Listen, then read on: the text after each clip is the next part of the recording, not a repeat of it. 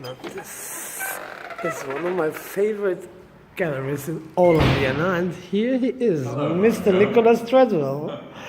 Hi Nick, how are you doing today? I'm doing fine, thanks Mario. Yeah, you too. Yes, yeah. Lovely. Yeah. My beloved neighbor, tell me, what is the new collection, the new exhibition going to be about? Well, I mean, it's actually going to be my collection. Yes. You know, I've just been collecting so much myself that I feel I'm collecting more than people are collecting to me. So my gallery has evolved into a collection. Yes. And that's the next phase. That's the next project I'm going to do. But how many pieces of collections of collectibles do you have? Well, I've got 650 pieces, yes. but I'm only able to put on the show here 200 of them. Okay. So you see, so this show, the new show, will be 200 exponents. 200 works, or maybe 210, 200, or something like that. Okay.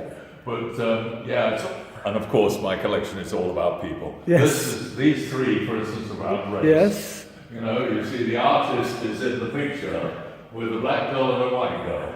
And so the artist says, well, if I'm in the picture with the black girl and the white girl, I get the feeling of the differences. And you do, you really do feel that. And of course, here's white man is a clown in race relations, looking down at the pretty black girl with a silly smile on his face, and they don't know how to make the music of the multiracial society. And you see, we've got this chase long, which has travelled around with me a long way. Oh, that's the one. Oh, yes, no, I see. Wow, that's great. And of course, last minute he wanted a little bit of red to symbolise the sort of blood and violence, and that is my cummerbund from my smoking when I was 17. You know, I just brought it up for him because, but anyway.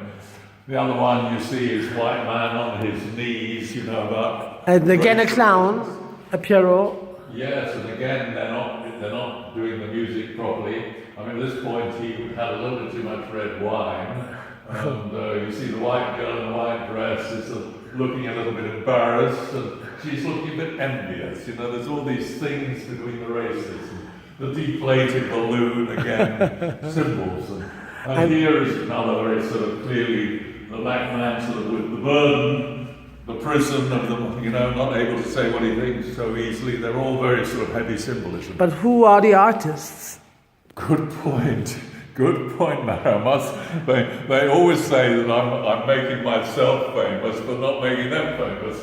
And this is by Malcolm Pointer. It's 1976 it was done, right? 1976 piece by Malcolm Pointer, And of course... it looks dramatically real, right? And these two are by Mike Gorman, and in both pictures it is Mike Gorman in the picture himself. 1978. This is 1978. And does he still live, Mike? He still lives, yeah. He's born is he coming for the... 38, 50. Is he coming for the exhibition? He's been here a couple of times, but we hope to see more of him. Yeah. Now this gentleman looks like a warlord. I mean, kinky boots. What is he doing? What is it? It's called The Charioteer. It's by Steve West, who sadly died a couple of years ago, and was born. It was done in 1982. He was a perfectionist. It's so beautifully made. I mean, you look at this. There's not a screw in it. Just everything the way it is. And of course, I was doing art fairs all over the world, so we needed, when I bought this, or when I was showing this, and of course I needed to be able to make it possible to travel. I understand that you never talk about prices, but like this, is this for sale ever, or do you keep it? I'm trying to keep the collection together. Yes. I mean, nobody will ever put a collection together like this.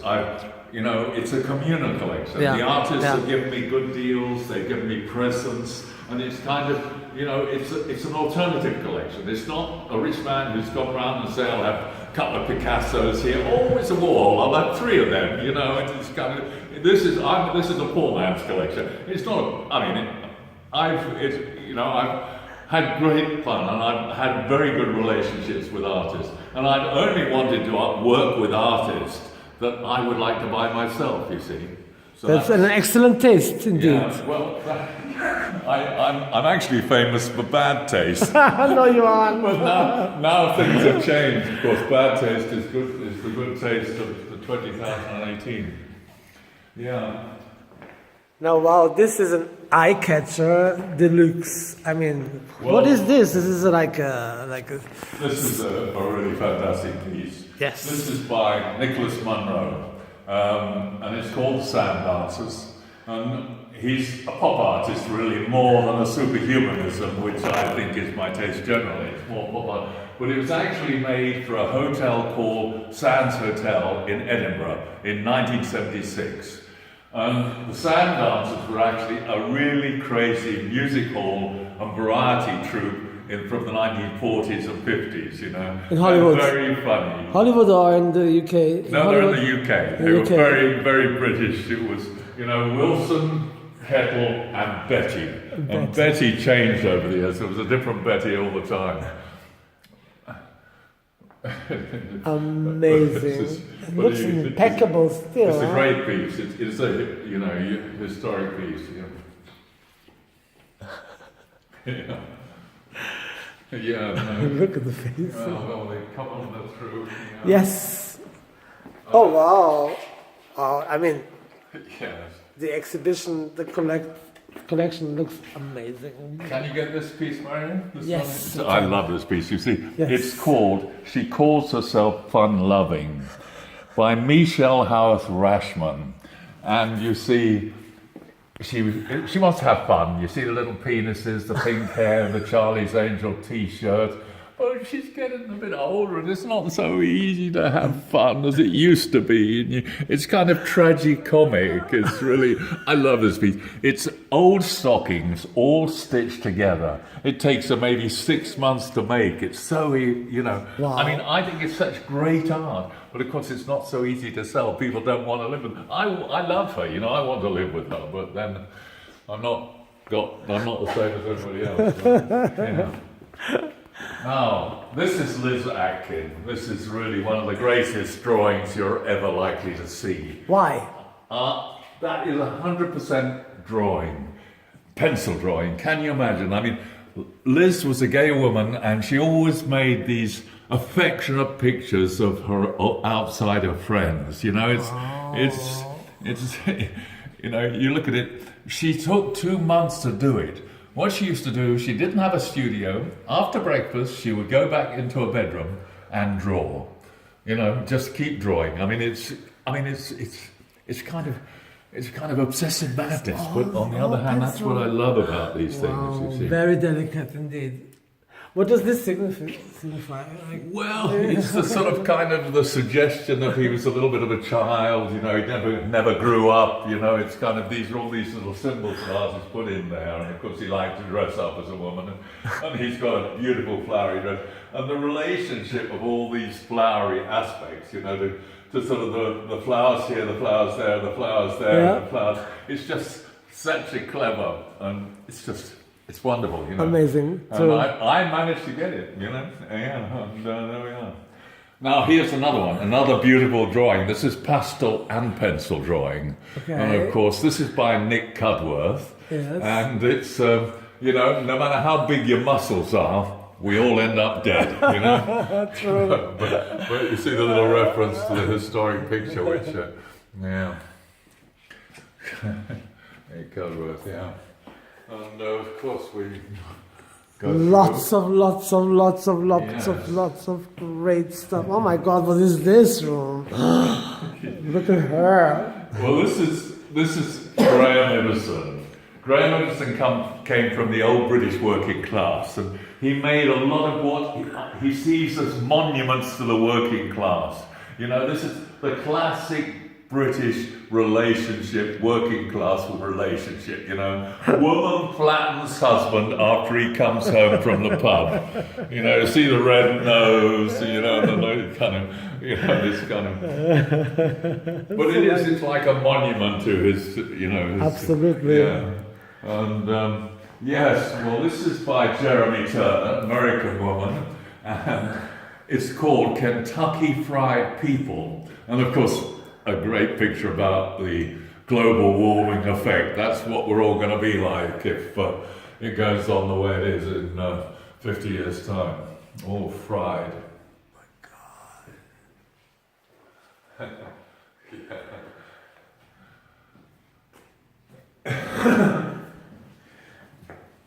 And who's this lady here in the well, this is Gordon Golia. This was his girlfriend. Oh. It's Carol, and he had this sort of mad passion about Carol, and he made a lot of sculptures of her. And of course, then one day she left him, and he was heartbroken. And this he made 6 months after she'd left. He still had some casts of her body parts, and he mixed casting the body together with modelling, because he didn't cast this, that's all modelled and everything. But of course, a lot of women look at this and sort of pat their thighs and say, "Oh yeah, we understand this one." Very nice. Yeah. This one up here, what is that? Well, This is you in the top right. This is Mike Francis. Mike Francis likes his football, and again, Mike Francis left school when he was 14 and he's a self-taught artist. But this is the team, 1978, you see. Leonardo da Vinci's the captain with his knee bandages, Rembrandt and Dali and Warhol. Now, he actually played for this is Eddie Hapgood, who played for Arsenal in 1948, so, the artist and art. And of course, women so often are the reclining nude in art, or else a mystery, or else the Mona Lisa. And you see, I'm the referee, younger me. When I had yes. And of course, I always see, the art movement here is this sort of exaggeration about humanity, and so it's kind of superhumanism. And I see Robert Knight, who made this as the father of superhumanism, scratching Rosie's back. Robert's wife he used to call her Rosie. And of course, you scratch to love, and you scratch, I love you, and I hate you, it's a great, again. It has both connotations in it. Right? It has both connotations, yes, scratching.